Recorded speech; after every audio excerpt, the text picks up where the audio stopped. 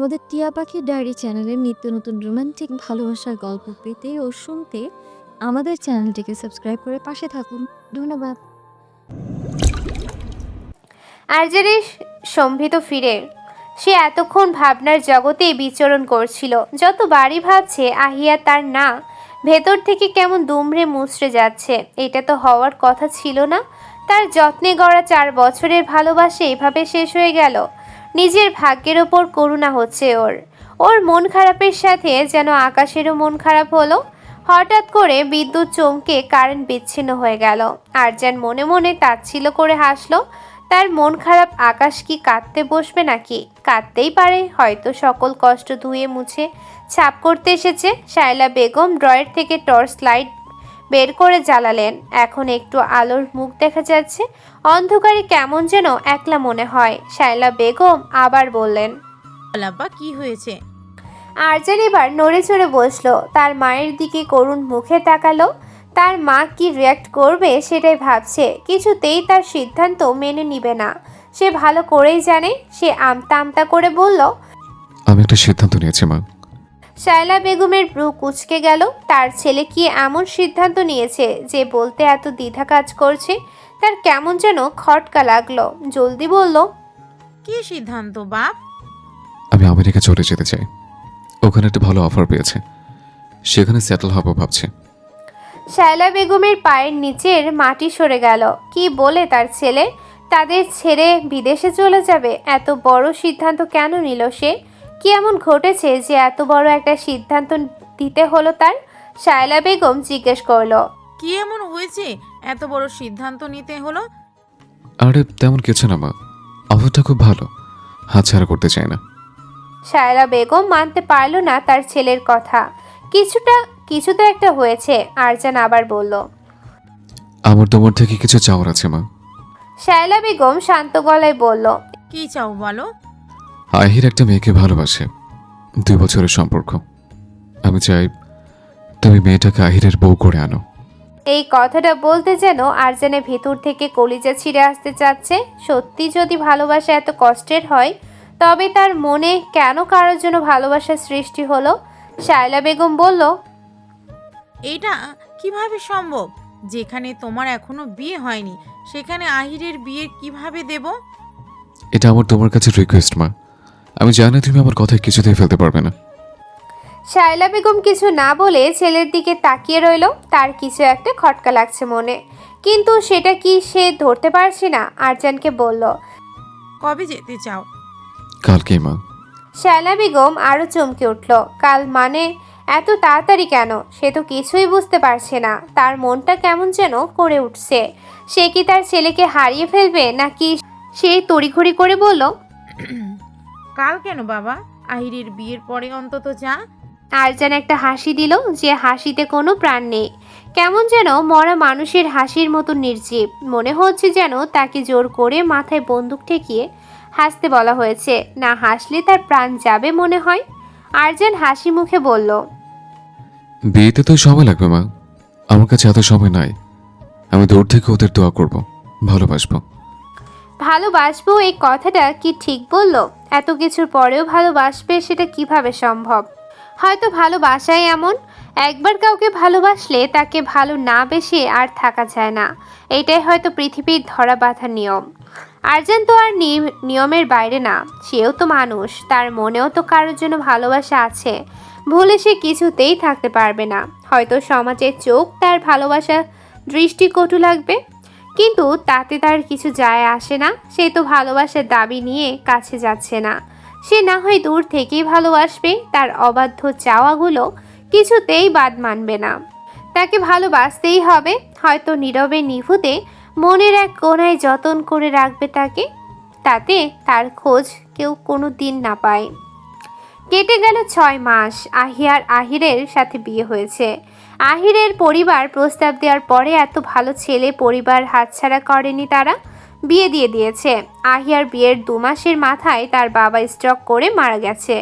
তার ভাই বিয়ে করেছে এক বড় লোকের মেয়েকে, যে কিনা তাদের সাথে তেমন ভালো করে কথাই বলে না। তার মায়ের দিনগুলো একা একা কেটে যাচ্ছে। ভাই কেমন যেন বদলে যেতে শুরু করেছে। এরই মাঝে একদিন রুহির কল এলো। এত বছর পরে রুহির কল পেতেই আহিয়ার মন ভালো হয়ে গেল। সে খুশিতে আত্মহারা হয়ে কল রিসিভ করে কানে ধরল। কেমন আছিস রুহি? এতদিনে আমার কথা মনে পড়লো? তুই তো খুবই স্বার্থপর রে। রুহি একটা নির্জীব হাসি দিল, মুচকি হেসে বলল। আরে আসতে বল, পালিয়ে যাচ্ছি না কোথাও। আহিয়াও মুচকি হাসলো, বলল। কি খবর তোর? সংসার কেমন চলে? বিয়ে করে তো আমাকে ভুলেই গেলি। রুহি বলল। আমার ডিভোর্স হয়ে গেছে আহিয়া। আহিয়া অবাক হলো, ডিভোর্স? সে কি ভুল শুনলো? কিছু হবে হয়তো। সে তো একটা বললে একটা বোঝে। সে বলল। কি বললি? বুঝতে পারিনি, আবার বল। রুহি মুচকি হেসে বলা শুরু করলো। আমার মামাতো ভাই একটা মেয়েকে ভালোবাসতো। মেয়েটার পরিবার গরিব হওয়ার কারণে আমার মামা তাকে কিছুতেই মেনে নিতে পারছিল না। তার প্ল্যান করে আমার মামাতো ভাইকে বিয়ে করিয়ে দিল। ছেলে মানুষ বিয়ে করলে সব বলে যাবে, এটা তাদের ধারণা ছিল। কিন্তু তাদের বলি পাঠা আমাকেই হতে হলো। মামাতো বোনের বিয়ের কথা বলে আমাকে নিয়ে গিয়ে জোর করে বিয়ে দিয়ে দেওয়া হলো। আমার মামাতো ভাই বাসর রাতেই আমাকে জানিয়ে দেয় সে আমার সাথে সংসার করতে পারবে না। ভালো একটা জব পেলে সে আমাকে ডিভোর্স দিয়ে তার প্রেমিকাকে বিয়ে করবে। আমি সেদিন কিছুই বলতে পারিনি, নীরব দর্শক হয়ে সবটা শুনেছি। কয়েকদিন আগেই আমাদের ডিভোর্স হয়েছে। সে এখন তার প্রেমিকাকে বিয়ে করবে। আমি এখন মুক্ত পাখি। শেষের দিকে রুহির গলাটা কেমন যেন ধরে গেল। আহিয়ার খুব কষ্ট লাগলো রুহির জন্য। তার একমাত্র বান্ধবী রুহি। ও ছাড়াও আর কোনো বন্ধু বান্ধবী বানায়নি সে। ভার্সিটিতে ভর্তি হয়ে দুটো ছেলের সাথে মাত্র আলাপ হয়েছে, কিন্তু এটাকে বন্ধু বলা যায় না। প্রিয় বান্ধবীর কষ্টে তার বুকটা ফেটে যাচ্ছে। রুহির মন ভালো করতে সে বলল। জানিস রুহি, আমার না হেলমেটওয়ালার সাথে বিয়ে হয়েছে। আহির আমায় খুব ভালোবাসে। হেলমেটওয়ালার সাথে বিয়ে হয়েছে শুনে রুহি যতটা না খুশি হলো, আহিয়ার শেষের কথায় তার থেকে বেশি অবাক হয়ে গেল। তার যতদূর মনে হচ্ছে লোকটার নাম আরজান। তাহলে আহিয়া আহির কেন বলল? বিষয়টা ভাবাচ্ছে তাকে। রুহি শিওর হতে বলল। কি নাম বললি? আহির, আহির চৌধুরী। রুহি তড়িঘড়ি করে বলল। তোর বরের ছবি দেখবি না? আহিয়া হেসে বলল। আরে আরে দিচ্ছি ছবি, দাঁড়া 1 মিনিট। ফোনে টুং করে শব্দ হতেই রুহি তাকালো সেদিকে। এটা কে? এটা তো ওই লোকটা না, এ তো অন্য কেউ। আহিয়া যে বলল হেলমেটওয়ালা, তাহলে এই লোক এখানে আসলো কোথা থেকে? সে আহিয়াকে জিজ্ঞেস করলো। ওই নিয়েই তোর হেডমেটওয়ালা? তুই শিওর তো? আরে হ্যাঁ রে, ও নিজে আমাকে বলেছে। ও সে 2 বছরও আমার পেছনে ঘুরেছে, সেটাও বলেছে। আর তাছাড়া ও ছাড়া তো এসব কারো জানার কথা না, তাই না? আর বাইকটাও তো ওরই। রুহি আর কিছু বলার মতো খুঁজে পেল না। সে তো জীবনে ভালোবাসা পাওয়ার আগেই হারালো। আর তার বান্ধবী জীবনে এত ভালোবাসা পেয়েও সঠিক মানুষ না চিনে ভালোবাসা হারালো। তার নিজের থেকেও এবার আহিয়ার প্রতি বেশি করুণা কাজ করছে। হতভাগী আসল নকল চিনতে পারে না। ভালোবাসার খেলায় তারা দুজনেই পরাজিত সৈনিক। তাচ্ছিলের একটা হাসি বের হলো তার মুখ থেকে। বর্তমান সব শুনে আরজান আর নিজের মধ্যে নেই। এত বড় ধোঁকা কাছের মানুষের থেকে পেয়ে তার কেমন অনুভূতি হচ্ছে সে বুঝতে পারছে না। আসলে তার কেমন রিয়াক্ট করার কথা সে তো সেটাই ভুলে বসলো। রুহির দিকে করুণ চোখে তাকালো। রুহি বুঝলো তার মনের ভেতরে না বলা কথাগুলো। খুব মায়া লাগলো আরজানের জন্য।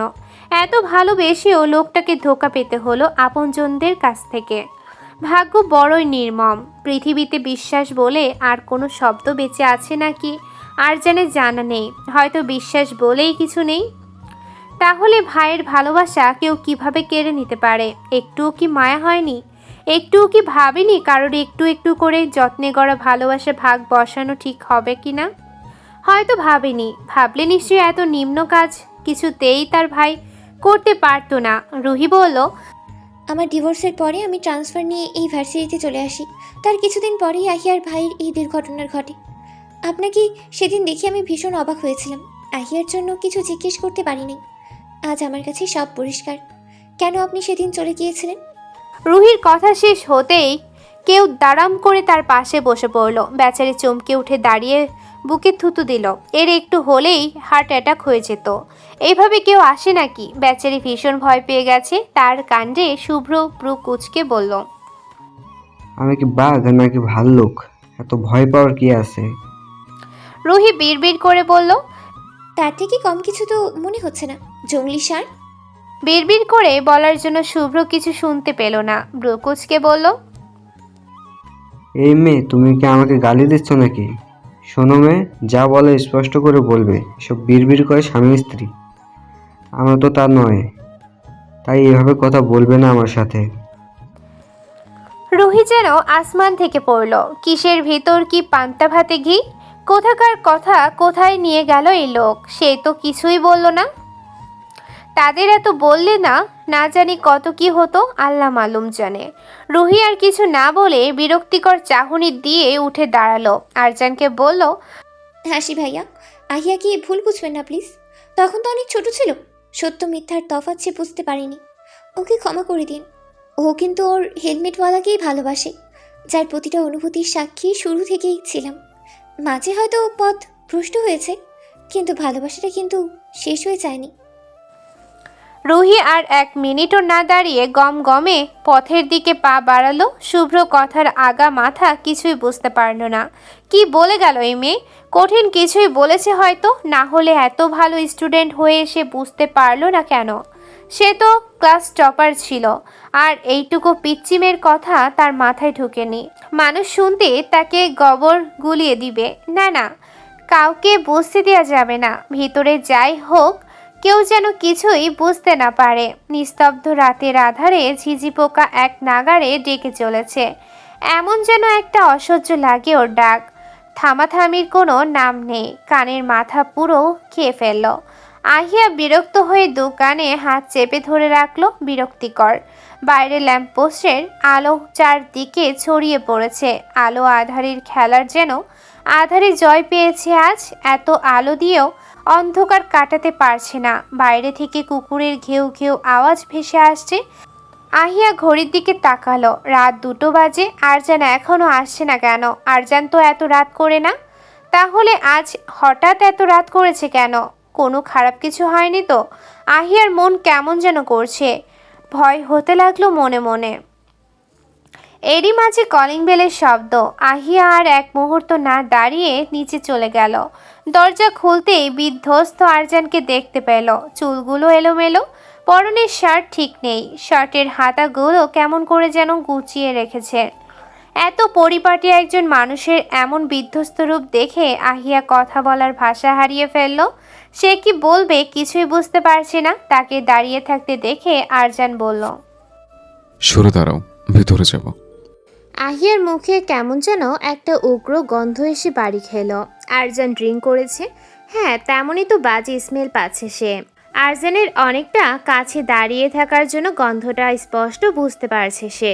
কিন্তু হঠাৎ ড্রিঙ্ক করার কারণ কি? সে তো অনেক দিন থেকে আরজানকে দেখছে, এমন করতে তো কখনো দেখেনি। তাহলে আজ কেন? আরজানের কথায় সম্বিত ফিরে। সারা রাত বাইরে দাঁড়িয়ে থাকবো নাকি? ভেতরে যেতে দিবে? আহিয়া সরে দাঁড়ালো। আরজান ভেতরে যেতেই সে দরজা লাগিয়ে কিচেনের দিকে যেতে লাগলো। আরজান তা দেখে বলল। খাবার খাবো না, আমার ঘুম প্রয়োজন। এই বলে আরজান চলে গেল হেলতে দুলতে তার রুমে। আহিয়া কিচেনে গিয়ে 1 গ্লাস লেবুর শরবত বানালো। সে শুনেছে লেবু খেলে নাকি নেশা কেটে যায়, তাই সে এই পদ্ধতি অবলম্বন করতে চাচ্ছে। আরজান ঘরে যাওয়ার কিছু সময়ের মধ্যে আহিয়া প্রবেশ করলো। দেখতে পেল আরজান ব্যালকনিতে দাঁড়িয়ে সিগারেট খাচ্ছে। আহিয়া যেন এবার আরও অবাক হলো, কারণ এতগুলো দিনে সে কখনো আরজানকে সিগারেট খেতে দেখেনি। কি হচ্ছে আজ এসব? তার মাথার উপর দিয়ে যাচ্ছে। সে শরবতটা টেবিলের উপর রেখে আরজানকে ডাকতে গেল। শুনুন, শরবতটা খেয়ে নিন, শরীর ঠিক হয়ে যাবে। কথাটা বলার সাথে সাথেই আরজান খপ করে আহিয়াকে দেয়ালের সাথে চেপে ধরল। রক্তচক্ষু নিয়ে তার দিকে তাকিয়ে বলল। সেটা তুমি নিজের হাতে শেষ করে দিয়েছ, আর সেটা ঠিক করতে আসছো। ব্যাপারটা ইন্টারেস্টিং না? আহিয়া বুঝল না আরজানের কথা। সে আবার কি শেষ করলো? কি জানে নেশা করে কি বলছে নিজেই জানে না হয়তো। হুঁশে থাকলে আবল তাবল বলতো না নিশ্চয়। আরজান এবার আহিয়াকে আরজান নিজের সাথে চেপে ধরলো। ফিস করে বলল। আমার ভালোবাসা বোঝাতে কি আমি এতটাই ব্যর্থ ছিলাম যে আমার এত যত্ন করা ভালোবাসা তোমার চোখেই পড়লো না? আহিয়া পাত্তা দিল না আরজানের কথা। সে জানে মানুষ মাতাল হলে ভুলভাল বলে, তাই সে এসব অগ্রাহ্য করে শরবতটা আরজানের মুখের সামনে ধরল। আরজান সেটা ধাক্কা দিয়ে ফেলে দিয়ে রুমের মধ্যে চলে গেল। আহিয়া বোকা বনে গেল, শরবতটা ফেলে দিল। এবার তো সারা রাত সে মাতলামি করবে। আহিয়া ভাবলো তাকে শরবত খাওয়াতেই হবে, না হলে কি না কি করে বসে আল্লাহই জানে। সে আবার শরবত আনতে নিচের দিকে যেতে লাগলো। আরজান আহিয়ার হাত টেনে ধরে বলল, আমার কথার উত্তর না দিয়ে কোথাও যাবে না তুমি। আহিয়া বলল, কি কথা? যেটা প্রশ্ন করলাম সেটার উত্তর দাও। আপনি মাতাল হয়ে কি ভুলভাল বলছেন? সেটাই তো আমি বুঝতে পারছি না। উত্তর দেব কি করে তাহলে? আরজান একটা তাচ্ছিল্য হাসি দিল। যে মেয়েকে এত ভালোবেসে বোঝাতে পারল না, সেই মেয়ে কি এই কথা বুঝবে? না, কিছুতেই বুঝবে না সে। আহিয়া কি পারতো না আরজানকে খুঁজে বের করতে? খুঁজবে কি? সে তো আর তাকে ভালোবাসে কে পেয়ে গেছিল, আর তার তো আর কাউকেই চায় না। কেউ তাকে অসম্ভব ভালোবেসে জীবন পার করে দিচ্ছে, তার খবর কে রাখে? আরজানের আহিয়ার প্রতি এক আকাশ সমান অভিমান জমা হয়েছে। কেন তাকে বুঝল না? তার ভালোবাসা কি এতটাই ফেলনা ছিল যে কেউ এসে বলল আর সে বিশ্বাস করে নিল এটাই তার ভালোবাসা? হাস্য করে লাগছে তার নিজেকে। নির্মম পৃথিবীতে সে এক তুচ্ছ মানব। ঘর কাঁপিয়ে হেসে উঠল আরজান। তার হাসির শব্দে ভয় পেয়ে গেল আহিয়া। এত রাতে তার হাসির শব্দ চারপাশে ঝংকার তুলছে। মনে হচ্ছে কোনো দানব তার হাসির শব্দ চারপাশে ঝংকার তুলছে। মনে হচ্ছে কোনো দানব যেন হাসি দিয়ে ঝংকার তুলছে। আহিয়া মনে মনে একটু ভয় পেল। এমন করে হাসছে কেন লোকটা? আরজান হেলে দুলে কার্বারের সামনে গিয়ে একটা ট্রাউজার টি শার্ট বের করে ওয়াশরুমের দিকে চলে গেল। আহিয়ার কেমন যেন গা ছমছম করছে। লোকটাকে সে কিছুতেই বুঝতে পারছে না। কি বলছে কি করছে তার মাথায় আসছে না। আহিয়া খাটের একপাশে বসলো। তার আর ঘুমই আসছে না। কিছুক্ষণের মধ্যেই আরজান বের হলো। একেবারে গোসল করে ড্রেস পাল্টে বের হয়েছে। আহিয়া একটু স্বস্তির শ্বাস ফেলল। নেশা বোধ হয় কিছুটা হলেও কমেছে। আহিয়া দোনমনো করে আরজানের সামনে গিয়ে জিজ্ঞেস করলো, নিচে আসুন, খেতে দিচ্ছি। আরজান কাট গলায় বলল, আমার খিদে নেই। আরজানের কথায় কি যেন ছিল। আহিয়া তাকালো আরজানের দিকে। চেহারায় কেমন যেন কাঠিন্যতা ফুটে উঠেছে। এর আগে এমন কখনো দেখেনি আহিয়া। তাহলে আজ হঠাৎ কি হলো? আহিয়া ভাবতে ভাবতেই খাটের এক কিনারে শুয়ে পড়ল। আরজান চলে গেল ব্যালকনিতে। তার সব কিছু অসহ্য লাগছে। কেন সে কাউকে ভালোবাসতে গেল? ভালো না বাসলে তো তার জীবনটা এমন হতো না। হঠাৎ সিগারেটের গন্ধে আহিয়া কাশতে শুরু করলো। কাশতে কাশতে সে উঠে বসলো। এত রাতে সিগারেট কে খাচ্ছে সে বুঝতে পারছে না। তার জানা মনে এ বাড়ির কেউ তো সিগারেট খায় না, শুধু অভ্র বোধহয় খায়। তাহলে তাদের ব্যালকনি থেকে গন্ধ আসছে কিভাবে? সে উঠে এগিয়ে যেতেই দেখতে পেল আরজান সিগারেট খাচ্ছে। সে তো অবাক, কারণ এতগুলো দিনে সে আরজানকে কখনো সিগারেট খেতে দেখেনি। তাহলে আজ খাচ্ছে কেন হঠাৎ? সে আবার কাশতে শুরু করলো। তার কাশির শব্দে আরজান তাকালো ব্যালকনির দরজার সামনে। দেখতে পেল আহিয়া দাঁড়িয়ে কাশছে। সে তার হাতে সিগারেটের দিকে তাকালো। আহিয়ার কাশার কারণ যে তার হাতের সিগারেট, এটা বুঝতে তার একটু খুব বেশি সময় লাগলো না। সে তড়িঘড়ি করে সিগারেট ব্যালকনি দিয়ে নিচে ফেলে দিল। আহিয়া অবাক কণ্ঠে জিজ্ঞেস করলো, আপনি সিগারেট খান? আরজান কোনো উত্তর না দিয়ে বেতের সোফায় বসে পড়ল। আহিয়া একটু অপমান বোধ করলো। সে কি খুব কঠিন প্রশ্ন করেছে যার উত্তর দেয়া যায় না? সে পিছন ঘুরে খাটের কাছে চলে গেল। তার কিছু ভালো লাগছে না। কেন এমন হচ্ছে সেটাও বুঝতে পারছে না। সে আবার গিয়ে খাটের একপাশে শুয়ে পড়ল। মনে মনে ভাবতে লাগলো সে কি কোনো ভুল করেছে যার জন্য আরজান তার উপর রেগে আছে। এসব আকাশ সম চিন্তা করতে করতে সে কখন যে ঘুমিয়ে পড়ল বুঝতেই পারল না। আরজান আর রুমে আসলো না। সেও ব্যালকনিতে রাত পার করে দিল গভীর চিন্তায়। সকাল 7টা। পাখির কিচিরমিচির শব্দে আহিয়ার ঘুম ভেঙে গেল। পাশে তাকিয়ে দেখলো আরজান নেই। সে তড়িঘড়ি করে উঠে বসলো। আরজানের জায়গা যেমন পরিপাটি ছিল তেমনই আছে। তার মানে কি আরজান রুমে আসেনি? কিন্তু যত কাজই করুক আরজান তো বিছানায় ঘুমায়, তাহলে আজ হঠাৎ ব্যালকনিতে কেন থাকলো? সে ব্যালকনিতে যেতেই দেখলো আরজান বসেই ঘুমিয়ে পড়েছে। সে ভাবলো ঘাড়টা একটু সোজা করে দিলে ভালো মতো ঘুমাতে পারবে। যেই ভাবা সেই কাজ। সে আরজানের ঘাড় সোজা করতে নিল। অমনি সে ফট করে চোখ খুলে ফেলল। আহিয়া একটু ভয় পেয়ে গেল। এমনভাবে কেউ তাকায় নাকি? সে সরে গিয়ে বুকে থুতু দিল। আরজানের চোখের মনি একদম লাল টকটকে হয়ে যাচ্ছে। সে কি ঘুমায় নাই সারা রাত? আহিয়া জিজ্ঞেস করতে পারল না। না জানি আবার অপমান হতে হয়। সে ফ্রেশ হতে চলে গেল। আরজান একটা দীর্ঘশ্বাস ফেলে চোখ বন্ধ করলো। নাস্তার টেবিলে সবাই টুকটাক কথা বলছে। কাজ কেমন চলছে তাই নিয়ে বাবা চাচারা কথা বলছে। তাদের কথার মাঝেই আরজান এসে বসলো। তাকে দেখে শায়লা বেগম প্রশ্ন করল, কি হয়েছে বাবা, শরীর খারাপ? চোখ এমন লাল হয়ে আছে কেন? আরজান বলল। তেমন কিছু না মা। শায়লা বেগম আহিয়াকে বলল। আহিয়া মা, আরজানকে খেতে দাও। আরজান বলল। তুমি খাইয়ে দাও না মা, আজ তোমার হাতে খেতে ইচ্ছা করছে। শায়লা বেগম কিছুটা অবাক হলো। আরজান বড় হওয়ার পরে কখনো অন্যের হাতে খায়নি। যতই শরীর খারাপ থাকুক সে নিজের হাতেই সবসময় খায়। তাহলে আজ তার হাতে খেতে চাচ্ছে। ব্যাপারটায় অবাক হলেও তার খুব আনন্দ হচ্ছে। ছেলেকে নিজের হাতে খাইয়ে দেয়া মায়ের কাছে কতটা আনন্দের সেটা শুধু একজন মাই বুঝতে পারবে। তিনি খাবার নিয়ে আরজানকে খাইয়ে দিতে লাগলো। আহিয়া দেখলো সবটাই, সাথে এটাও বুঝতে পারলো তাকে ইগনোর করতে এমনটা করলো। কিন্তু তার অপরাধটা কি সে তো সেটাই জানে না। অপরাধ না জানিয়ে ফাঁসি দিয়ে দিল, ব্যাপারটা হাস্যকর না? আরজান অল্প কিছু খেয়ে অফিসে চলে গেল। টেবিল জুড়ে পিনপতন নীরবতা, কেউ আর কথা বলছে না। অনু বলে উঠল, আমার তাড়াতাড়ি ক্লাস আছে আজ, আমি এক্ষুনি বের হব।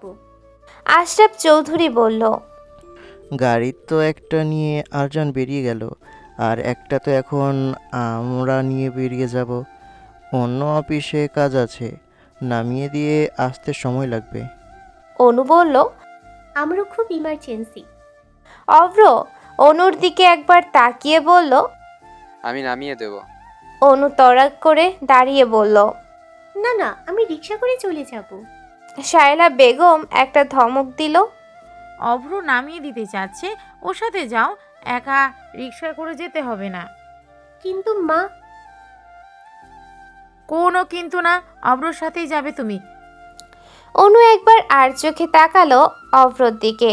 সে বাঁকা হেসে তার দিকেই তাকিয়ে আছে। কোথায় নিয়ে যাবে আল্লাহই জানে। কেন যে এই খারুশের সামনে বলতে গেল? পরে বললেও তো পারত। নিজের প্রতি রাগ লাগছে অনুর। সে কথা না বাড়িয়ে তৈরি হতে চলে গেল। অভ্র সমানে হর্ন বাজাচ্ছে। এই মেয়ের নামার নাম নেই।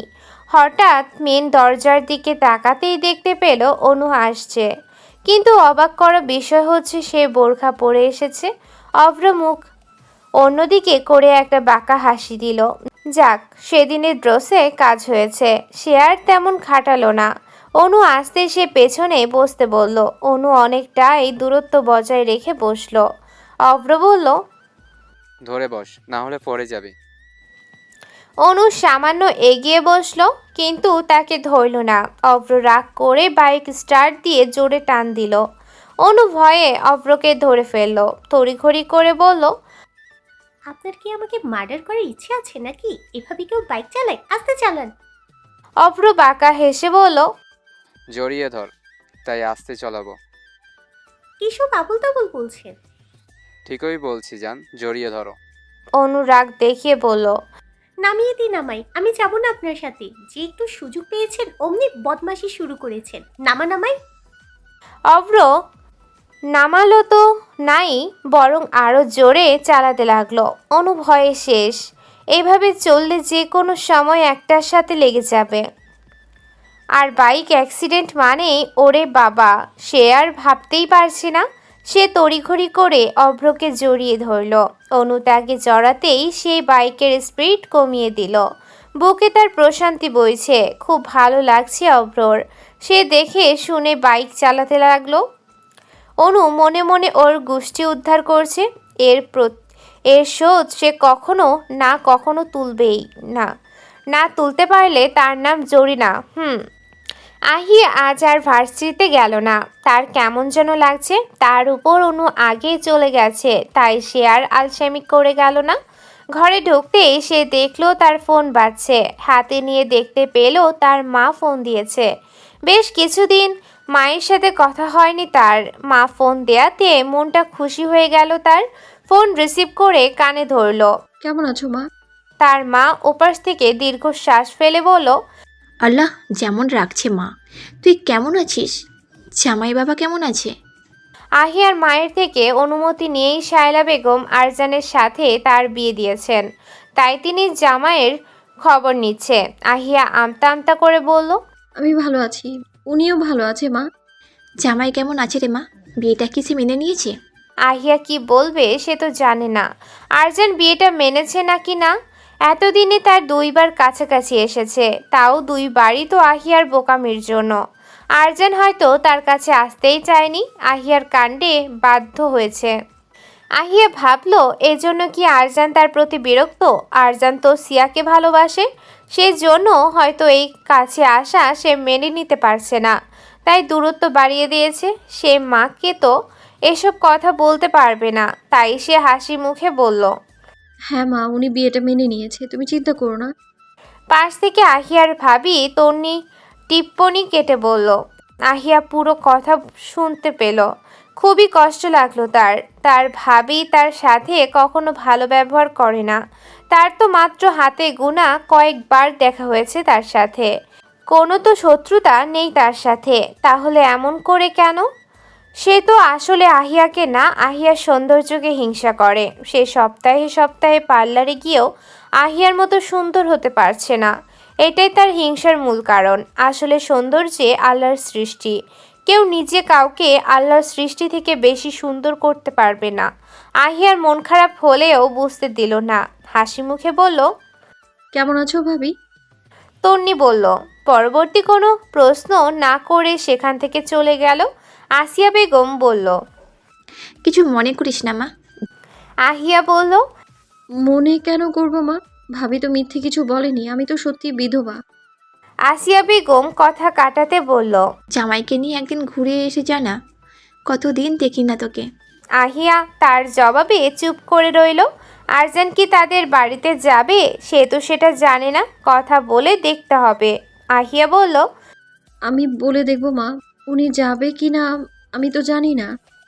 আসিয়া বেগম বলল, ঠিক আছে মা, কথা বলিস জামাইয়ের সাথে। আহিয়া আচ্ছা বলে কল কেটে দিল।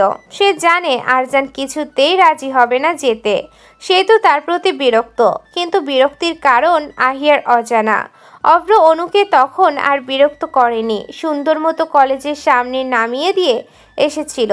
কলেজ শেষ হতেই অনুরা কলেজ থেকে বের হলো। তার বান্ধবী শশী টিপ্পনি কেটে বলল, কি অনু, তোর চাচাতো ভাইয়ের সাথে কি চলে? প্রেম টেম করিস নাকি? অনু বিরক্ত চোখে তাকালো, ধমক দিয়ে বলল, অনুর কি এতই খারাপ সময় যাচ্ছে যে ওই বেয়ারার প্রেমে পড়তে যাব? কিন্তু তোর চাচাতো ভাই তো তোর প্রেমে ফিদা, দেখলেই বোঝা যায়। বেশি বুঝে মুড়ি খা। তারা হাঁটতে হাঁটতে চলে গেল মেন রাস্তার কাছে। তার বন্ধু বান্ধবীরা বিদায় নিয়ে চলে গেল যার যার গন্তব্যে। অনু দাঁড়িয়ে রইল গাড়ির জন্য। আদিল মাহমুদ যাওয়ার সময় দেখলো অনু দাঁড়িয়ে আছে একা একা। সে কাছে গিয়ে প্রশ্ন করলো, কি ব্যাপার, দাঁড়িয়ে আছো কেন? গাড়ি আসেনি? অনু চমকে উঠল।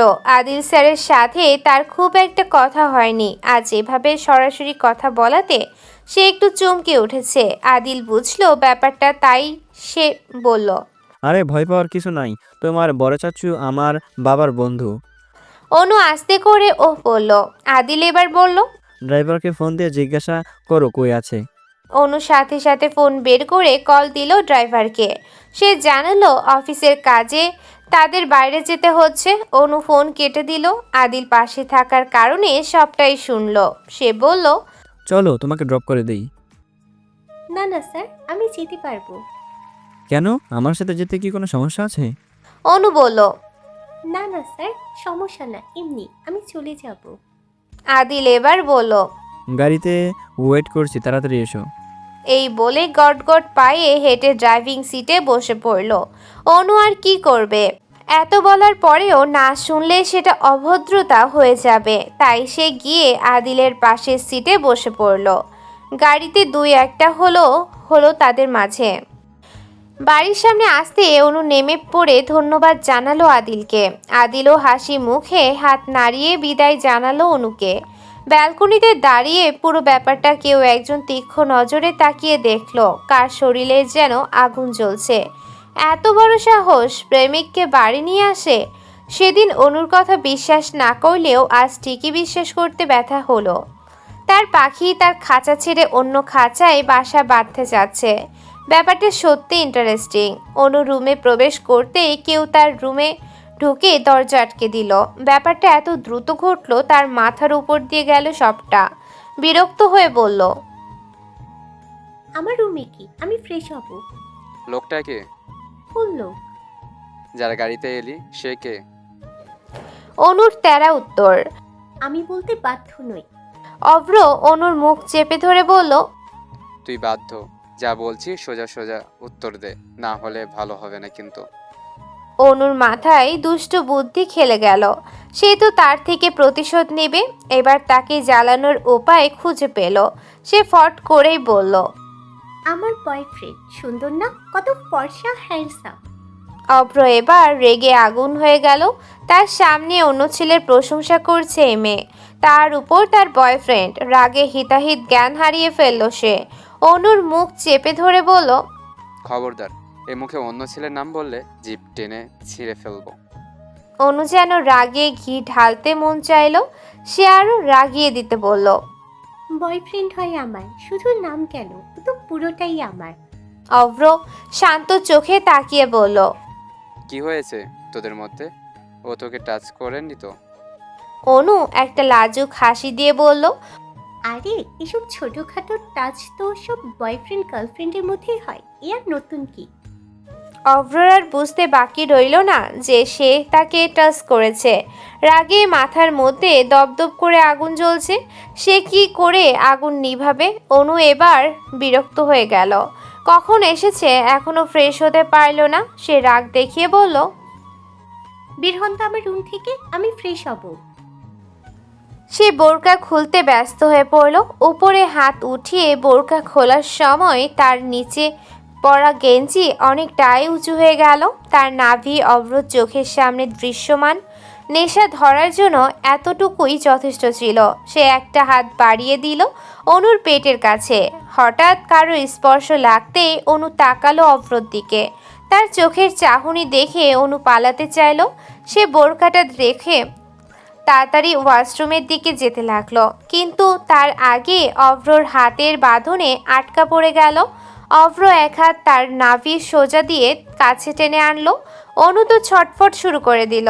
অভ্র সেসব তোয়াক্কা না করে হাঁটু গেড়ে বসে তার নাভিতে কয়েকটা চুমু খেয়ে ফেললো। ব্যাস, অনু তো শেষ। এটা কি করলো? ছি ছি, এ লোক দিন দিন আরও খারাপ হয়ে যাচ্ছে। অভ্র মুখ উঠিয়ে অনুর দিকে তাকিয়ে আবার চুমু খেতে শুরু করলো। অনু বেচারি এমন আক্রমণে দিশেহারা হয়ে পড়ল। সে অভ্রকে ছাড়াতে চেষ্টা করলো, কিন্তু পারল না। দুই হাত দিয়ে তার চুল খামচে ধরলো। অনুর শরীর ভীষণভাবে কাঁপছে। পুরুষের স্পর্শ সত্যি ভয়ঙ্কর। সে আর পারছে না। এমন চললে খারাপ কিছু ঘটতে সময় লাগবে না। সে কি করবে এবার? অভ্র তার পেটের প্রায় সব জায়গায় চুমু খেয়েছে। সে আস্তে আস্তে উপরের দিকে আসছে। অনু তাকে সমানে ধাক্কাতে লাগলো সরানোর জন্য। একজন পুরুষ যে এত শক্তিশালী হয় অনু সেটা কখনোই জানতো না। অভ্র এবার অনুর গলায় মুখ ডুবিয়ে দিল। ছোট ছোট চুমু দিতে লাগলো। অনুর এবার ভীষণ কান্না পাচ্ছে। অভ্র যেভাবে নেশাগ্রস্তের মতো আচরণ করছে, সম্মান হারাতে তার সময় লাগবে না। অনু এবার না পেরে কাঁদতে কাঁদতে বলল, ধর্ষণ করার জন্য কি আমাকেই পেলেন? এতই যখন চাহিদা, বাজারের মেয়েদের কাছে গেলেই পারেন। আমার জীবন কেন নষ্ট করছেন?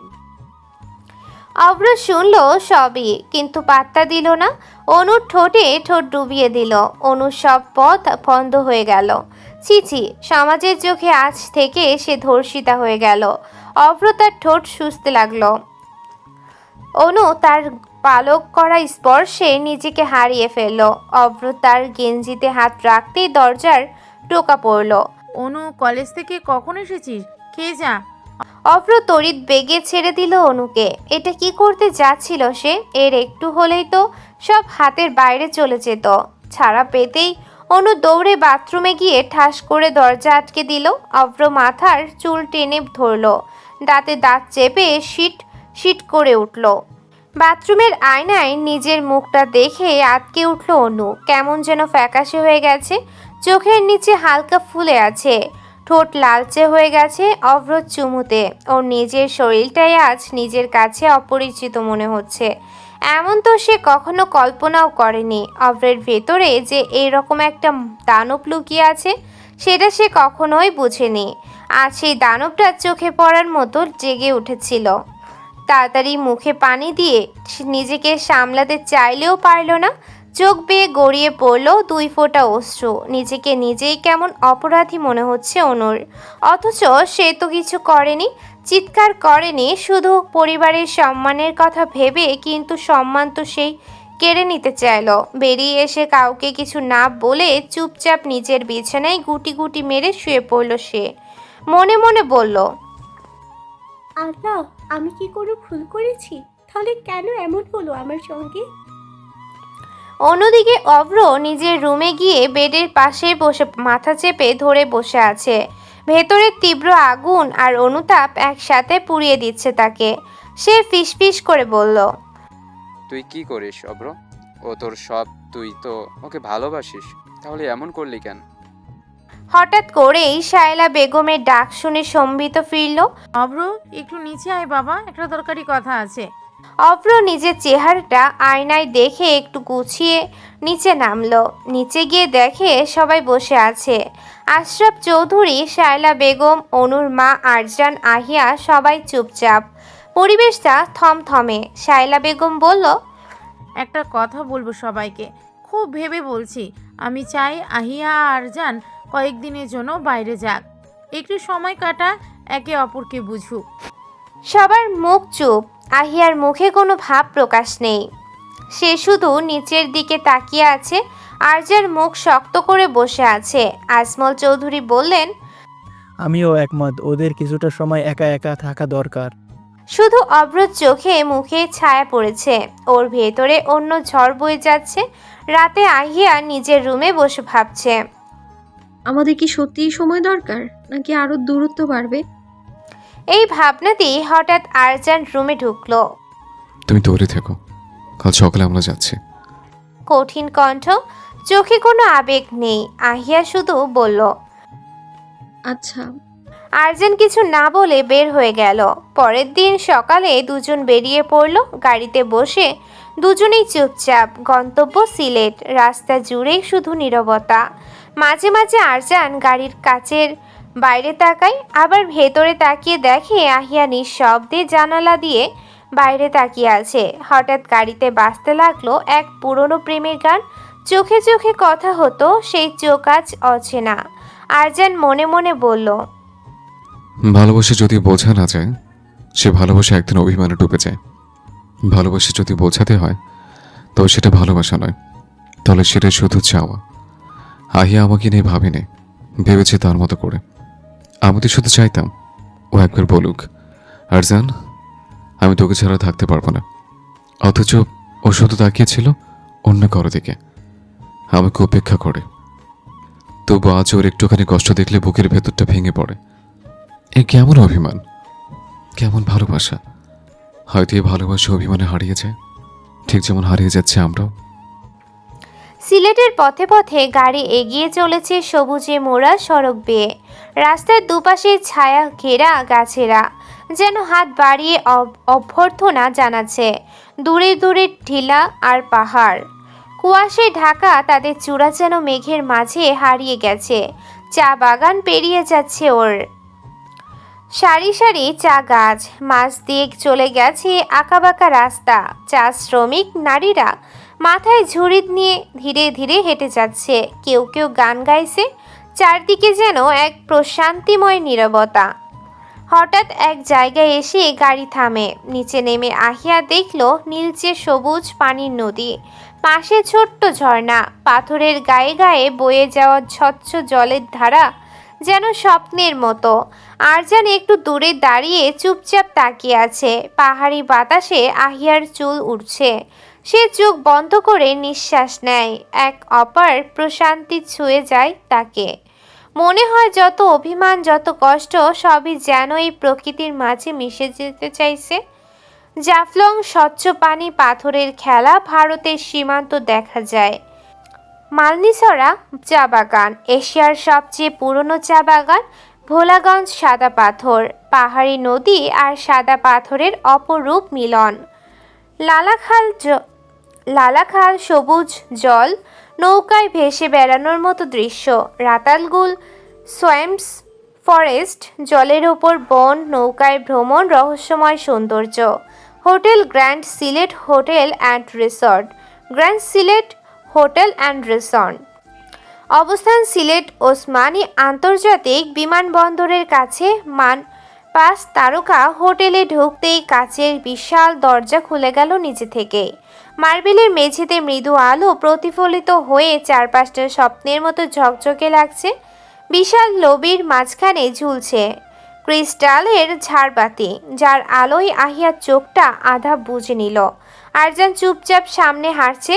হোটেলের কর্মীরা মাথা নিচু করে অভ্যর্থনা জানালো। চারদিকে শীতল সুবাস, দেয়ালে আধুনিক শিল্পকর্মের ছোঁয়া। লিফটে উঠে যখন কাচের দেয়াল দিয়ে বাইরে তাকালো আহিয়া, তখন সন্ধ্যার আলোয় সিলেট শহরকে মনে হলো একটা আলোকোজ্জ্বল গল্পের বই। রুমে ঢুকে দেখা গেল জানালার পাশে একটা আরামদায়ক সোফা রাখা, তার পাশে কাচের দেওয়াল, সামনে সবুজ পাহাড় আর টিলা। একপাশে সাজানো কফি বার, কাঠের মেঝে আর হালকা সোনালি আলোয় যেন রুমটা নিঃশব্দ কবিতা হয়ে গেছে। প্রতিটি জানালা যেন কোনো এক গোলাপি বিকেলের দিকে খুলে যায়। মীরা বাজারের ব্যস্ততা থেকে একটু দূরে হলেও ভেতরে এক অপার প্রশান্তি। অভিজাত কাঠের দরজা, উজ্জ্বল লবি আর রিসিপশনের পেছনে বিশাল একটা দেয়াল জুড়ে পাহাড়ি ঝর্ণার ছবি যেন নিজেই জীবন্ত হয়ে উঠেছে।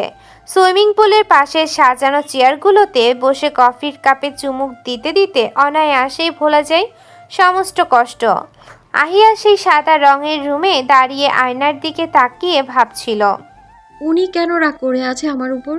ওনাকে জিজ্ঞেস করতে হবে কি এমন করেছে যে কথাই বলছেন আমার সাথে। কাঠের ছোঁয়া, হালকা নীল আর সাদা রঙের সংমিশ্রণে সাজানো রুমগুলোতে রোমান্টিক মুড তৈরি হয় এক নিমিষে। কাচের জানালায় টানা পর্দা সরিয়ে দিলে দেখা যায় টিলা ঘেরা সিলেট শহর, একটা জীবন্ত পেইন্টিংয়ের মতো। রুমের মাঝখানে রাখা ছোট্ট ফুলদানিতে রাখা আছে সাদা জারবেরা ফুল। তারা এখন হোটেলের রুমে, চারদিকে চোখ ধাঁধানো সাজসজ্জা, কিন্তু দুজনের মাঝখানে যেন বরফ জমে আছে। আহিয়া জানালার পাশে দাঁড়িয়ে পাহাড়ের দিকে তাকিয়ে আছে। আরজান বাথরুমের আয়নার সামনে দাঁড়িয়ে। বাহ্যিক সৌন্দর্য যতই রাজকীয় হোক না কেন, ভালোবাসা আর অভিমানের দ্বন্দ্ব কোথাও না কোথাও ঠিকই ফাঁক করে ঢুকে পড়ে। আরজান ফ্রেশ হয়ে এসে ব্যালকনিতে দাঁড়ালো। আহিয়া এবার ফ্রেশ হতে গেল। ওয়ার্ড বয়কে কল করে রুমে খাবার পাঠাতে বলল আরজান। ছেলেটা এসে খাবার দিয়ে গেল। আহিয়া ফ্রেশ হয়ে রুমে আসতেই আরজান গম্ভীর মুখে বলল, খাবার খেয়ে নাও। আহিয়া তাকালো আরজানের দিকে, মুখটা গম্ভীর করে রেখেছে। আহিয়া কি বলবে কিছুই বুঝতে পারছে না। এই আচরণ কেন, সে এটাও বুঝতে পারছে না। সে কয়দিনই বা আরজানকে চিনে, এর মাঝে তার রাগের কারণ কিভাবে বুঝবে সে? আহিয়া আমতা আমতা করে বলল, আপনি কি আমার উপর রেগে আছেন? কেন? এভাবে কেন কথা বলছেন? কিভাবে? কি জ্বালা, এত কঠোর কারো সুর হতে পারে? এর সাথে কথা বলতেই তো আহিয়ার কেমন যেন লাগছে। রুক্ষ কণ্ঠস্বর যেন তার উপর তেজ ঢেলে দিচ্ছে। আহিয়া আবার বলার চেষ্টা করলো। যদি কোনো ভুল করি বলেন আমায়, আমি ঠিক করে দেব। আরজান তাচ্ছিল্য করে হাসলো। ঠিক করে দিবে? কি ঠিক করবে? একটা ভুলে যে এত কিছু ঘটে গেল তার বেলায়, এখন কি ঠিক করতে পারবে সে? জীবন থেকে 3টা বছর চলে গেল, সে কি চাইলে এসব ঠিক করতে পারবে? না, কিছুতেই পারবে না। তাহলে ঠিক করার কথা বলছে কেন নির্বোধ মেয়ে? আরজান বলল, কখনো দেখেছো ভাঙা গাছ আগের মতো জোড়া লাগে? আহিয়া চমকে উঠল। এসব বলছে কেন তাকে? সে কি করছে? আরজানের কোনো কথাই তার মাথায় আসছে না। আহিয়াকে ভাবতে দেখে আরজান বলল, এত ভাবার দরকার নেই, খেয়ে রেস্ট নাও। আহিয়া আস্তে করে একপাশে বসে খেতে লাগলো। রাতের সিলেট একটা মায়াবী অনুভূতির নাম। দিনের আলোয় যতটা সুন্দর, রাতের আধারে সেই সৌন্দর্য যেন আরও রহস্যময় হয়ে ওঠে। রাতের সিলেটের সৌন্দর্য, রাতের জ্যোৎস্নায় জাফলং, জাফলংয়ের নদী আর পাথরের দেশ রাতের জ্যোৎস্নায় যেন রূপকথার মতো লাগে। নদীর জল চাঁদের আলোয় চকচক করে, হিমেল বাতাসে পাথর ঘেরা নদী যেন কথা বলে। রাতের পাহাড় আর চা বাগান, সিলেটের চা বাগানগুলো রাতে একেবারে নির্জন হয়ে পড়ে। দূর থেকে ঝিঝি পোকার ডাক আর হালকা চাঁদের আলোয় পাতাগুলো চকচক করে, যেন প্রকৃতির লেখা প্রেমপত্র। হজরত শাহজালাল রাদুয়াল্লাহ মাজার শরীয়ত রাতে মাজার শরীফে থাকে এক ধরনের পবিত্র নীরব পরিবেশ। লালচে আলো, শীতল বাতাস আর মোমবাতির মৃদু আলোয় পুরো জায়গাটা এক অত্যাধিক ভালো লাগায় ভরে ওঠে। সুরমা নদীর পাড়ে সুরমা নদী একেবারে শান্ত থাকে। হালকা ঢেউ আর বাতাসের শব্দ মিলেমিশে এক নীরব সঙ্গীত তৈরি করে। নদীর পাড়ে দাঁড়িয়ে থাকা মানে নিজেকে নতুন করে আবিষ্কার করা। রাতের শহর আলোকিত রূপে সিলেট শহরের রাস্তাগুলো রাতে যখন আলোয় ভরে ওঠে তখন দেখতে একেবারে ছবির মতো লাগে। হোটেল, চায়ের দোকান, ব্রিজ, সব জায়গায় আলো আর মানুষের হালকা কোলাহল এক স্বস্তিকর পরিবেশ তৈরি করে। লালাখাল এর নীল জল রাশিতে নৌকায় ভেসে চলা লালাখালে এক অসাধারণ অভিজ্ঞতা। আকাশে তারা, পাশে গভীর নীল জল আর নীরব প্রকৃতি, সব মিলিয়ে যেন কবিতার মতো রাত। রাতের সিলেট শুধু চোখে দেখার নয়, হৃদয়ে অনুভব করার জায়গা। আহিয়া বসে আছে এক মনে, বাইরে তাকিয়ে সৌন্দর্য উপভোগ করছে। আরজান রুমে এসে ল্যাপটপে কি যেন করছে। সে একাই বসে বসে সৌন্দর্য দেখছে। আরজান প্রয়োজন ছাড়া তার সাথে কথাই বলছে না। কাজ শেষ হতেই আরজান উঠে এসে আহিয়াকে বলল, রাতের খবর কি রুমে দিতে বলবো নাকি নিচে যাবে? আহিয়া একটু তাকালো আরজানের দিকে, মুখটা ঠিক তখনকারই মতো গম্ভীর। সে বলল, আপনার যা ইচ্ছা। আরজান ফোন হাতে নিয়ে রুমে খাবার পাঠাতে বলল। এত দূর জার্নি করে এসেছে, এখন তার একটু রেস্ট দরকার। তাই সে আর নিচে নামতে চাইল না। চৌধুরী বাড়ির সবাই খেতে বসেছে, অভ্রও আছে খাবার টেবিলে। অনুকে কোথাও দেখা যাচ্ছে না। সে বুঝতে পারছে তার জন্যই অনু আসছে না। সে বেশি বেশি করে ফেলেছে আজকাল। অনুর মুখে অনু পুরুষের কথা শুনে সে নিজেকে সামলাতে পারে না। তারপরও এই মেয়ে একই কাজ করে বারবার। রাগের বশে বারবার মেয়েটার সাথে খারাপ আচরণ করছে সে। টেবিল জুড়ে পিনপতন নীরবতা। আজমল চৌধুরী বলল, অন্য কোথায়? ওকে তো দেখছি না। শায়লা বেগম বলল, ওর নাকি অনেক পড়া, তাই রুমে খাবে বলেছে। এই কথার পৃষ্ঠে আর কেউ কিছু বলল না। আজমল চৌধুরী অভ্রকে বলল, কাজ কেমন চলছে তোমার? অভ্র তেরা উত্তর, কেন প্রতিদিন অফিসে যাওয়ার খবর পাও না? তোমার কাছে জানতে চাচ্ছি। অফিসে গিয়ে দেখো, বাড়িতে অফিসের কথা বলতে পারবে না। আজমল চৌধুরী বিরক্ত হলো অভ্রর প্রতি। এই ছেলে পাক্কা অসভ্য। তার এমন বোকা ভাইয়ের ছেলে কি না এমন ডেঞ্জারাস ভাবা যায়? আরজান রাগী হলেও এমন অসভ্য নয়। এই ছেলের জন্য ভবিষ্যতে বিপদে না পড়তে হয়। যে এক রুখা মানুষ, না জানি কবে কি করে বসে, এর জন্য ভয়ে আছে সে অভ্রর চোখে অনুর জন্য অন্য কিছু দেখেছে। সে আর চাচ্ছে না কোনো ঝামেলা হোক এই নিয়ে। সে অনুর জন্য মনে মনে ছেলে দেখা শুরু করে দিয়েছে। কাউকে বলেনি সে এই কথা। জানাজানি হলে আবার কি হয় সে ভয়ে। যতদূর সম্ভব সে অনুর বিয়ে দিবে। শায়লার মতো একজন বিচক্ষণ মহিলা কেন এটা ধরতে পারল না? এটাই ভাবার বিষয়। সবাই যার যার মতো খাবার খেয়ে রুমে চলে গেল। অব্র রুমে যাওয়ার সময় অনুর রুমে একটু উকি দিল। সে একটু মুখ ঢুকিয়ে বলল, কাল থেকে যেন খাবার টেবিলে পাই, না হলে আরো বড় ড্রেস দেব। অনু চমকে উঠল। অনু এমন গম্ভীর কণ্ঠে সে ভীষণ ভয় পেল। অনুকে ভয় পেতে দেখে অব্র রুমে ঢুকলো। মেয়েটা মৃদু কাঁপছে। অব্র অনুর কাছে গিয়ে দাঁড়িয়ে ওর দিকে হাত বাড়ালো। সাথে সাথে অনু এক লাফে বিছানার মাঝখানে চলে গেল। অব্র প্রচুর বিরক্ত হলো। সে কি কিছু করতে আসছে নাকি? ভয় পেলে ছুতে হয়, তা একটু ছুতে চেয়েছে। এই মেয়ে তো ভয়েই শেষ। সে কি বাঘ নাকি ভাল্লুক নাকি আজব? সে হাত বাড়িয়ে কাছে রাখলো। কিছু করব না, একটু ছুঁয়ে দে, ভয় কমে যাবে। অনু তো কিছুতেই অব্রর কাছে আসবে না। এই ছেলে থেকে সে পালাতে চায়। যে পড়ে কেন কাছে যাবে? যাবে না কিছুতেই। অব্র এবার ধমক দিল, ছবি নাকি আমি ছুবো? আমি ছুলে সেটা কিন্তু হালকা হবে না, গভীর হবে, খুব গভীর। কি হুমকি দিল! এতে মেয়েটার আরো ভয়ে গলা শুকিয়ে গেল। এইভাবে কেউ বলে বুকের মধ্যে ধুকধুক করছে। অসভ্য একটা। নিজের চাচাতো বোনকেও ছাড়ে না। অসভ্যই তোর। মনে মনে শখানিক গালি দিল। সে অভ্র রাগী চোখে তাকিয়ে আছে তার দিকে। সে জানে অভ্র যা বলে তাই করে, তাই সে আর রিস্ক নিল না। হাত বাড়িয়ে হালকা একটু স্পর্শ করলো অভ্রকে। সাথে সাথে কারেন্ট শট খাওয়ার মতো করে হাত সরিয়ে নিল সে। অভ্র বিরক্ত চোখে তাকিয়ে কিছু না বলে চলে গেল। অভ্র যেতেই সে হাঁপ ছেড়ে বাঁচল। আর তার মা কিছুক্ষণ পরে খাবার দিয়ে গেল। সে আর কিছুক্ষণ পড়াশোনা করে শুয়ে পড়ল। রাত 1টার কাছাকাছি। আহিয়ার চোখে ঘুম নেই। এপাশ ওপাশ করছে সে। আরজান কারোর সাথে ফোনে কথা বলছে। আহিয়া যতক্ষণ না জানতে পারছে আরজানের এমন ব্যবহারের কারণ, ততক্ষণ সে শান্তি পাচ্ছে না। এদিকে একটা মেয়ে আরজানকে ফোন দিয়ে প্রেম নিবেদন করছে। একজনকে ভালোবেসে তার জীবন তেজপাতা অন্য কেউ মজা করতে চলে আসছে। যত সব ফাউল। আরজানের মেজাজ মুহূর্তের মধ্যে বিগড়ে গেল। আরজান প্রেম ভালোবাসা তার সহ্য হচ্ছে না। বারবার মনে হচ্ছে ভালোবাসলে কষ্ট পেতে হয়, তাই সে আর এসব নিয়ে মাথা ঘামাতে চাচ্ছে না। মেয়েটা ফোনের ওপর পাশ থেকে বলছে, প্লিজ আর জান, আমাকে এক্সপেক্ট করে নাও। আমি অনেক আগে থেকেই তোমাকে ভালোবাসি।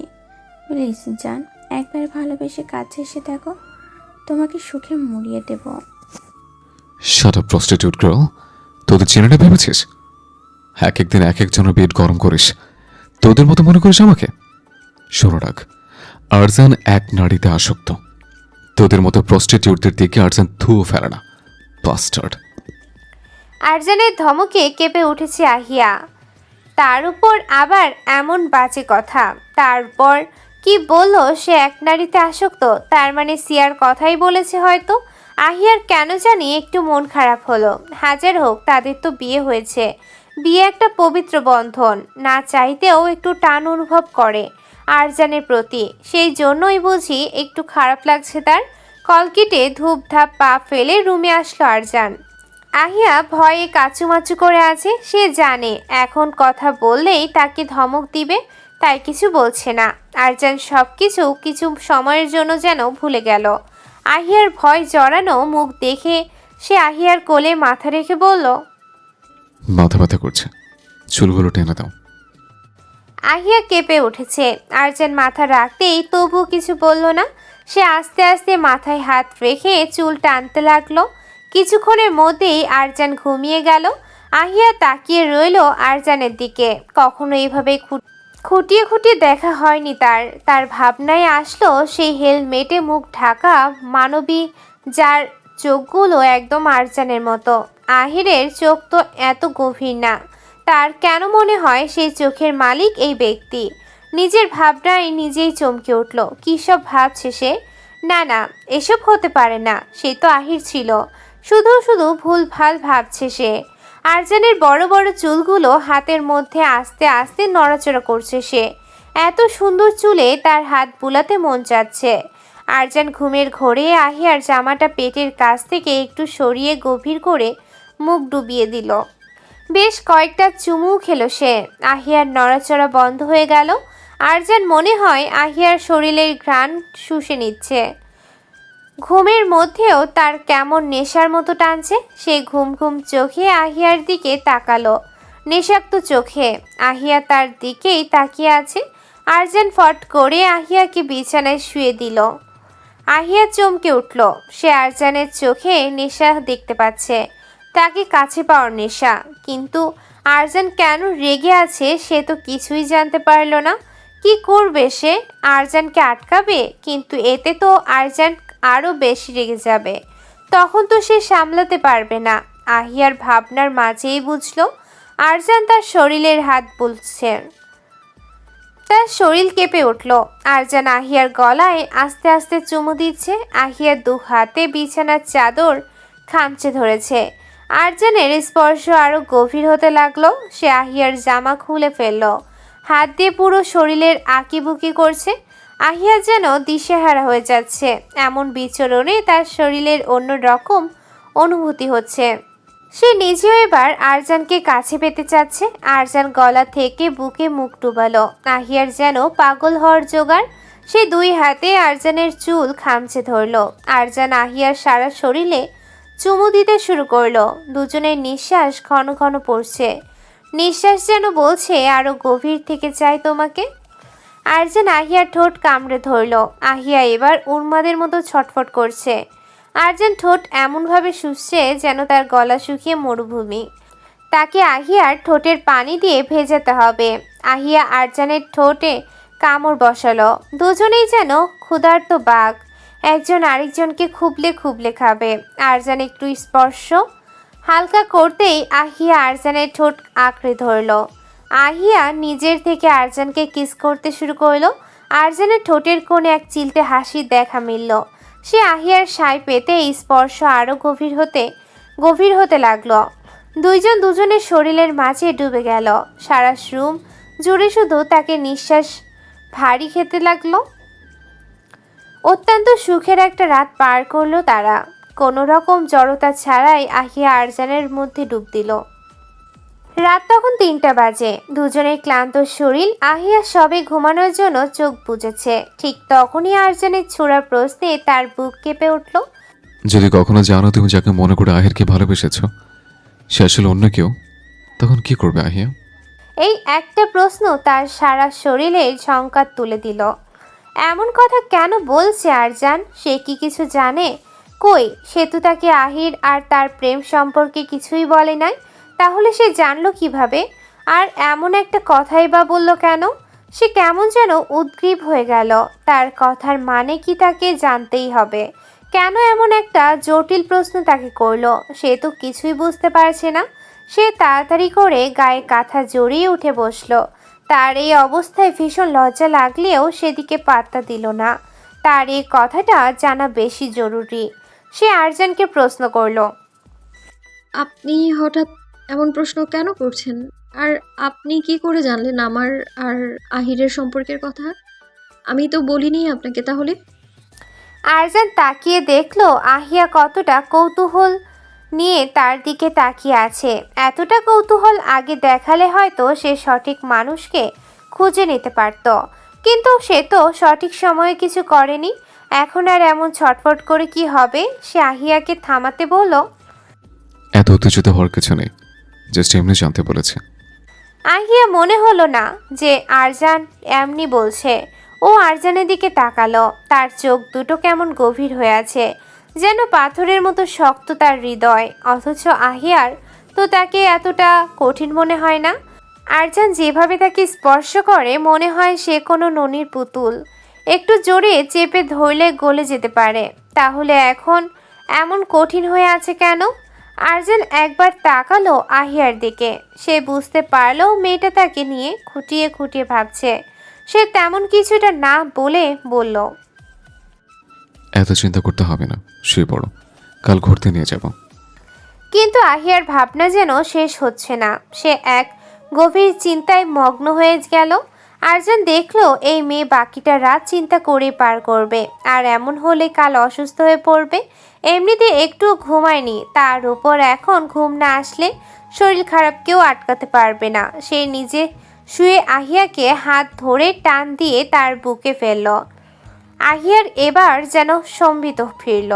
সে আরজানের বাহুতে আবদ্ধ। সে সরে যেতে চাইল, কিন্তু আরজান তা হতে দিল না। সে আর একটু কাছে নিয়ে আসলো আহিয়াকে। সারা শরীরে কোনো কাপড় না থাকায় আরজানের হাত সরাসরি তার শরীরে রাখলো। ব্যাস, এতেই আহিয়া লজ্জায় কথা বলতে ভুলে গেল। সে ফট করে চোখ বন্ধ করে ফেলল। আরজান তা দেখে মৃদু হাসলো। সে আহিয়ার লজ্জা ভাঙাতেই পারছে না। 3 বার কাছাকাছি এসেছে তারা, অথচ আহিয়াকে দেখে মনে হচ্ছে মাত্র তার প্রথম কাছে আসতেছে। আরজান হাতের বন্ধন আরেকটু শক্ত করলো। বেচারি একবার যেন আরজানের শরীরের সাথে একেবারে মিশে গেল। তার সারা শরীর একেবারে কেঁপে উঠল। সে লজ্জায় তথাস্থ হয়ে যাচ্ছে। কি করে এখন সরে যাবে? আরজান তো মনে হচ্ছে না সরার জন্য এসেছে, তার তো এখন ঘুম দরকার। কিন্তু আরজান তাকে ছাড়ছে না একেবারেই। আরজান আস্তে আস্তে তাকে আরো কাছে টানতে লাগলো। আহিয়ার ঠোঁট কাঁপছে, সে বড্ড দুর্বল হয়ে গেছে। এখন আরজান আবার কাছে আসলে সে তো একেবারেই শেষ। কে শুনে কার কথা? আরজান আহিয়ার গলায় মুখ ডুবিয়ে দিল। বেশ কয়েকটা শব্দ করে চুমু খেলো। আহিয়া কেঁপে উঠল, কাঁপা কাঁপা গলায় বলতে চাইল, প্লিজ আর না। কেন? আহিয়া লজ্জা পেল। কি বলবে? তার শরীর প্রচণ্ড ব্যথা হয়েছে। এ কথা বলা যায় নাকি? সে মুচড়ামুচড়ি করতে লাগলো, আবার বলতে চাইল, প্লিজ ছেড়ে দিন, পরে না হয়। ব্যাস, আর বলতে পারল না। আরজান তার ঠোঁটে ঠোঁট ডুবিয়ে দিয়েছে। নগ্ন শরীরে হাতের স্পর্শ আহিয়া সহ্য করতে না পেরে আরজানকে জড়িয়ে ধরল। কিছুক্ষণের মধ্যে দুটি শরীর মিলেমিশে একাকার হয়ে গেল। সিলেটের চা বাগান বাংলাদেশের অন্যতম সুন্দর ও মনোমুগ্ধকর পর্যটন স্থানগুলোর একটি। এখানকার সবুজে ঘেরা টিলার ঢালুতে ছড়িয়ে থাকা চা বাগানগুলো প্রকৃতি প্রেমীদের জন্য এক অনন্য অভিজ্ঞতা এনে দেয়। উপমহাদেশে প্রথম চা বাগান প্রতিষ্ঠিত হয় 1849 সালে মালনীছড়া চা বাগানে, যা সিলেটে অবস্থিত। এটি বাংলাদেশের সবচেয়ে প্রাচীন চা বাগান। ব্রিটিশরা প্রথম এই অঞ্চলে চা চাষ শুরু করে। এখানকার আবহাওয়া, মাটি ও পাহাড়ি ভূপ্রকৃতি চায়ের জন্য খুবই উপযোগী। মালনীছড়া চা বাগান সবচেয়ে পুরনো ও দর্শনীয়। লাক্কাতুরা চা বাগান সিলেট শহরের পাশেই অবস্থিত। অনেক জঙ্গলের মতো দৃশ্য। জালালবিদি চা বাগান সুন্দর প্রকৃতি ও পাহাড় ঘেরা পরিবেশ। সুবর্ণা চা বাগান কোমলগঞ্জের কাছাকাছি একটি ছোট্ট তবে আকর্ষণীয় বাগান। শ্রীমঙ্গল এলাকার চা বাগানগুলো যদিও শ্রীমঙ্গল মৌলভীবাজারের, তবুও সিলেট অঞ্চলের অংশ হিসেবে ধরা যায়। চায়ের রাজধানী বলা হয় একে। প্রাকৃতিক সৌন্দর্য, চা বাগানগুলো সাধারণত পাহাড়ের ঢালুতে থাকে। কুয়াশাচ্ছন্ন সকালে সবুজ চা গাছের শাড়ি যেন এক একটা চিত্রকর্ম। মেয়েরা গায়ে রঙিন শাড়ি জড়িয়ে মাথায় ঝুড়ি নিয়ে চা পাতা তুলছে। এটা এখানকার এক ক্লাসিক দৃশ্য। এখানকার চা আন্তর্জাতিক মানের। অনেক বাগানে অর্গানিক চা উৎপাদিত হয়। সিলেটে কিছু জায়গায় আপনি 7 রঙের চাও খেতে পারবেন, বিশেষ করে শ্রীমঙ্গলে। চা বাগান ছাড়াও সিলেটে রয়েছে বিছানাকান্দি, জাফলং, রাতারগুল, লালাখাল ইত্যাদি, যা মিলেমিশে পুরো সিলেটকে করে তোলে এক স্বর্গসম অঞ্চল। ঠান্ডা আবহাওয়ায় ঘোরার মজা অন্যরকম। কিন্তু এখন যেহেতু গরমকাল, সেহেতু রোদের মধ্যে একদম ঘোরা যাবে না। তাই আরজান ভোরবেলাতেই বেরিয়েছে আহিয়াকে নিয়ে। তার চা বাগান ঘুরে ঘুরে দেখছে। আহিয়ার কাছে খুব সুন্দর লাগছে দৃশ্যটা। আরজান তাকিয়ে দেখলো সেই প্রাণবন্ধ হাসি। আহিয়া আদিবাসী মহিলাদের সাথে হেসে হেসে কথা বলছে। আরজান তাকিয়ে আছে মুগ্ধ হয়ে। বেশ কিছুক্ষণ ঘোরাঘুরি করে তারা রিসোর্টে ফিরল। তারপর দুজন মিলে নাস্তা করে রেস্ট নিতে লাগলো। কিছু সময় পরে আরজান ল্যাপটপ নিয়ে বসলো। তার কিছু কাজ আছে, সেটাই করছে। এর মাঝেই তার ফোনে একটা কল আসলো। ফোনটা ঠিক আহিয়ার হাতের কাছেই। স্ক্রিনে ভেসে উঠেছে লাবণী নামটা।